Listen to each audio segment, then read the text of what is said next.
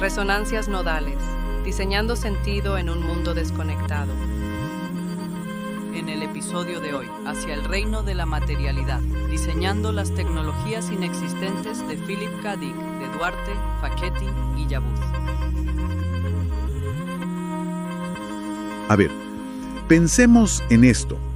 ¿Qué pasaría si pudiéramos tomar esas tecnologías que solo existían en la mente de un autor como Philip K. Dick y traerlas a nuestro mundo? Pero no para construir el gadget, no como una simple copia, sino para usar esa idea como un espejo, para entender nuestro propio presente. Hoy vamos a analizar una serie de ensayos y proyectos de diseño que son realmente fascinantes. Se titulan Towards the Realm of Materiality. Y la misión aquí es explorar cómo la ficción, algo que llaman design fiction o narrativa especulativa, puede ser una herramienta crítica para navegar el mundo tecnológico en el que ya vivimos. Sí, y es que esa es una idea clave. La ciencia ficción, en su mejor versión, es mucho más que naves espaciales y futuros raros. Hay un teórico, Darko Subin, que acuñó una frase que suena muy académica, pero que es el corazón de todo esto. La llamó la literatura del extrañamiento cognitivo. Extrañamiento cognitivo.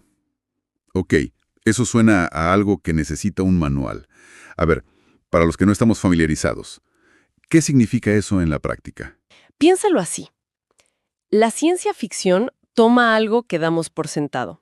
No sé, la comunicación, la memoria, el gobierno, y lo presenta de una forma totalmente distorsionada. Te muestra una sociedad donde los recuerdos se compran y se venden. Y al hacer eso, de repente te obliga a mirar tu propia memoria y preguntarte, oye, ¿qué tan fiables son mis recuerdos? ¿Cómo los construyo? Ese extrañamiento es la chispa. Nos saca del piloto automático, ¿sabes? Y nos fuerza a ver nuestra realidad con ojos extranjero. Entiendo. Es como si alguien te enseñara una foto de tu propia casa pero con el cielo pintado de verde. De repente, te fijas en el techo, en las ventanas, en detalles que siempre ignorabas. La alteración te hace ver lo normal de una forma completamente nueva. Exactamente, esa es la potencia. Y en ese sentido, es una práctica muy parecida a la filosofía.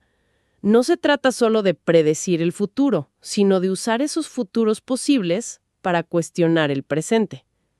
Explora, digamos, el espacio de lo posible para entender mejor lo que ya es. Y aquí es donde la cosa se pone interesante y es el primer gran punto de los textos. Porque una cosa es tener estas ideas tan potentes en un libro, y otra muy distinta es intentar llevarlas al cine, a un medio visual. Y parece que en esa traducción algo fundamental se pierde. Se pierde, o mejor dicho, se transforma, inevitablemente. El ejemplo central que usan es perfecto para entenderlo. Es la adaptación del cuento de Dick. Podemos recordarlo por Usted al por mayor, que claro, todos conocemos por las películas de Total Recall. Claro, las dos. Exacto. En el texto original de Dick, el dispositivo de vigilancia que lee la mente es una crítica al control preventivo. Dick lo describe de forma súper vaga, dice algo como plasma viviente. No le importa cómo funciona, le importa lo que significa. Pero claro, en una película tienes que mostrar algo, no puedes poner un concepto abstracto en la pantalla. Y yo recuerdo perfectamente la primera película, la de los 90, con Schwarzenegger.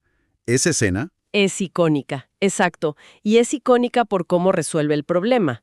En la versión de Paul Verhoeven, el dispositivo es una sonda metálica, una especie de bicho mecánico que Arnold se saca por la nariz. Uf, sí. Es una imagen grotesca, tangible, muy física, y refleja a la perfección el imaginario de la época, de finales de los 80. La tecnología era hardware, eran cables, circuitos. Era algo que podías tocar y, en este caso, sacar brutalmente de tu cabeza. Pero luego, 20 años después, llega la nueva versión con Colin Farrell. Y es un mundo completamente distinto. Totalmente. En la película de 2012, la de Len Wiseman, ya no hay un aparato que sacar. El control es digital. La información está en un holograma con el que él interactúa. Es código, se puede reprogramar. Refleja nuestro imaginario de ahora. La tecnología es software, es la nube, son datos. Es intangible. Lo fascinante es que ambas películas adaptan la misma idea, pero terminan siendo casi un documental de su propia época. El concepto de Dick se contamina con la tecnología del momento. O sea que, sin quererlo, cada director, al intentar visualizar ese futuro, en realidad nos está mostrando una foto de su propio presente.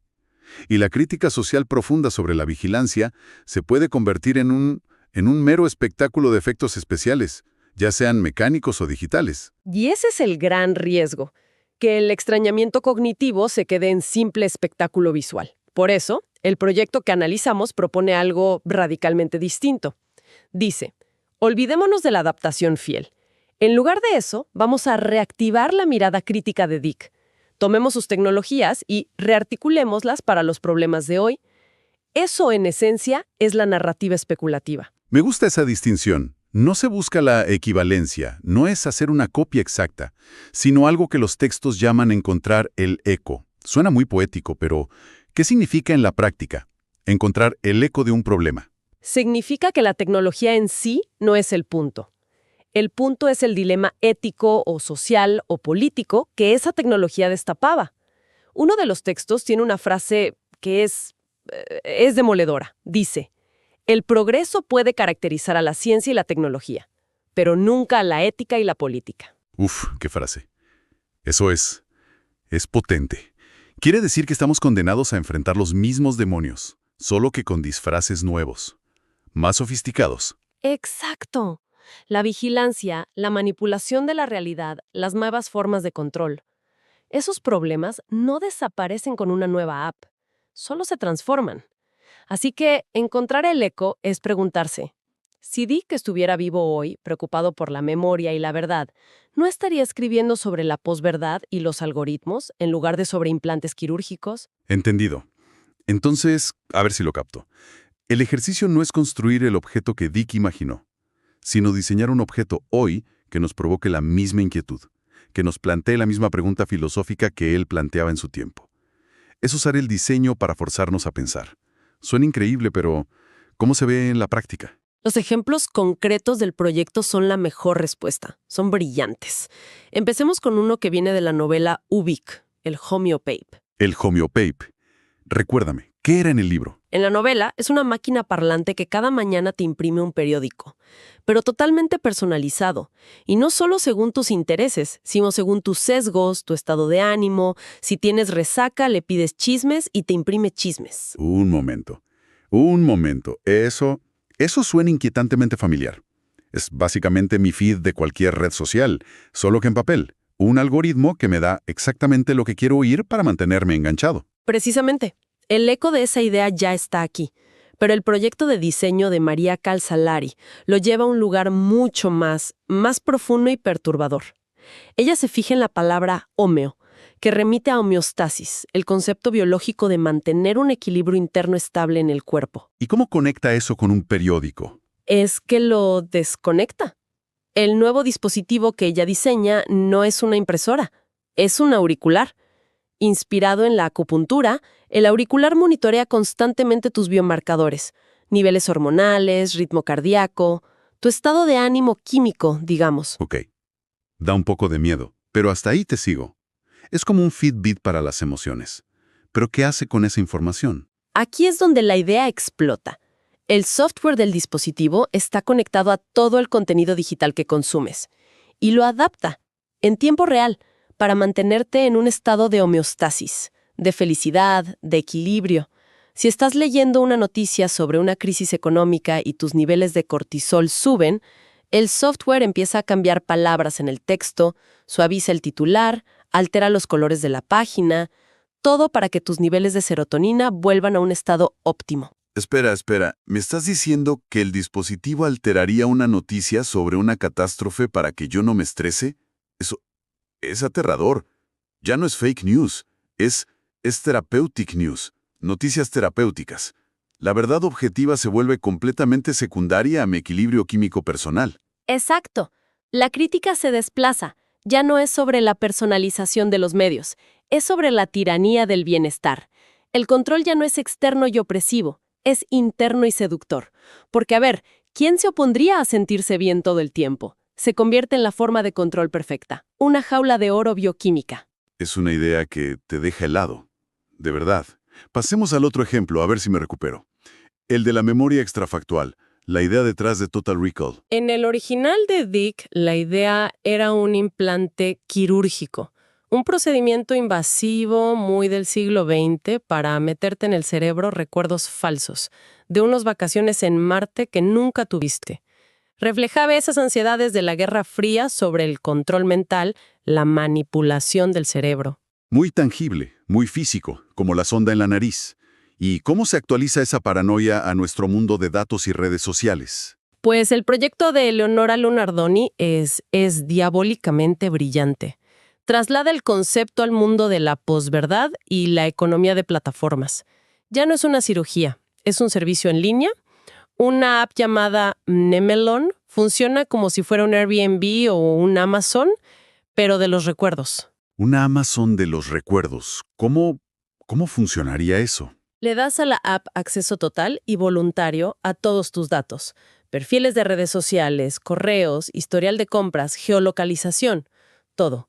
Y le dices qué recuerdo quieres. Quiero recordar que hace 5 años hice un viaje increíble y espontáneo a París. El algoritmo de Mnemelon analiza tu perfil y crea un recuerdo falso perfectamente adaptado a ti, a tu personalidad. ¿Y la implantación? Si ya no es quirúrgica, ¿cómo te convence de que es real? Ahí está el genio del proyecto. La implantación es un ataque a la realidad en 2 frentes. Primero, el digital. El algoritmo viaja al pasado de tu vida digital y siembra pruebas. Crea posts antiguos en tu Facebook, con fotos, redacta correos falsos, todo para que cuando navegues por tu propio historial, la evidencia esté ahí. ¡Wow! Eso ya es bastante perturbador. Pero falta la parte física. La empresa te envía por correo un pequeño kit, con souvenirs de tu viaje falso, un ticket de entrada al Louvre, el recibo de un café, una postal. Te sugieren que los guardes en un cajón. Meses después, haciendo limpieza, los descubres. Y ese hallazgo físico es lo que cementa el recuerdo falso en tu mente. Es la construcción de la realidad a la carta. Y lo más inquietante de todo es que el villano ya no es un estado totalitario. El cliente eres tú. Nosotros, entregando voluntariamente nuestros datos para que un algoritmo reescriba nuestro pasado y nos haga sentir que nuestras vidas han sido más interesantes. La crítica se desplaza por completo, de la manipulación de la memoria al perfilado algorítmico, a la datificación de la identidad y cómo curamos no solo nuestro presente en Instagram, sino también nuestro pasado. Entiendo la provocación. Los ejemplos son fascinantes. Pero, siendo un poco escéptico, ¿cuál es el punto final de todo esto? ¿Esto tiene algún impacto real o es solo un ejercicio muy sofisticado para diseñadores y filósofos? Es la pregunta fundamental. Y los textos argumentan que su valor no está en que se fabriquen. Su función es actuar como sondas o como puntos de entrada. Son artefactos que materializan un futuro posible para que podamos discutirlo ahora, antes de que alguna versión de esa tecnología se haga realidad sin que hayamos tenido una conversación pública al respecto. No son soluciones, son provocaciones diseñadas para generar debate. O sea que son como espejos del futuro, que nos devuelven una imagen distorsionada, pero muy reveladora de nuestro presente. Precisamente. El verdadero resultado de estos proyectos no es el auricular o la app. Como dice uno de los ensayos, es el proceso de deconstrucción y reconstrucción de la idea. Es el ejercicio mental que nos obliga como sociedad a mirar críticamente nuestro entorno, a cuestionar esa narrativa de que la tecnología es inevitable. Nos dicen, la inteligencia artificial va a cambiarlo todo, y lo aceptamos. Estos proyectos nos dicen, un momento, ¿qué tipo de inteligencia artificial? ¿Al servicio de quién? ¿Con qué consecuencias éticas? Entonces, el recorrido ha sido fascinante. Partimos de la ciencia ficción como una herramienta para extrañarnos y hacernos pensar. Vimos cómo la adaptación al cine puede neutralizar su poder crítico al centrarse en el espectáculo. Y llegamos a esta idea de la narrativa especulativa como una forma de recuperar ese poder, de usar el diseño para forjar espejos críticos. Y al hacerlo, nos devuelve algo fundamental, la capacidad de imaginar alternativas. En un mundo donde la tecnología se presenta como una fuerza casi natural, como un tren que avanza sin que podamos hacer nada, estas prácticas nos recuerdan que el futuro no está escrito. Los textos dicen algo que me encanta, que el futuro es una performance en la que todos participamos, queramos o no, con nuestros deseos, nuestros miedos. Y estos proyectos nos hacen conscientes de nuestra participación en esa performance. Me gusta eso. El futuro no es algo que nos pasa, es algo que hacemos. Y todo esto me deja con una sensación ambivalente. Por un lado, una crítica muy oscura de hacia dónde podríamos ir. Y por otro, una herramienta para imaginar algo diferente. Y esa es la tensión perfecta para cerrar. Hay una idea final en los ensayos de Cecile Ugur-Yabuz que me parece muy potente. Ella cita al pensador James Bridle y su invitación a reencantar nuestras tecnologías. No se trata de darles nuevas funciones o hacerlas más eficientes, sino de redefinir su significado, su propósito. Si la tecnología actual nos parece una caja negra que nos vigila y nos manipula, la pregunta que nos dejan estos proyectos no es solo cómo criticarla, Sino cómo podríamos usar estas mismas fabulaciones, estas ficciones, para empezar a imaginar activamente cómo sería una tecnología reencantada. Una que no esté diseñada para optimizar nuestro bienestar químico o para vendernos un pasado mejor, sino para responder a necesidades más profundas. ¿Cómo sería una tecnología diseñada no para el mercado, sino para la comunidad, para la curiosidad, para la justicia? Esa parece ser la verdadera pregunta que nos queda por explorar. Resonancias Nodales fue una producción de Nodo Micelial.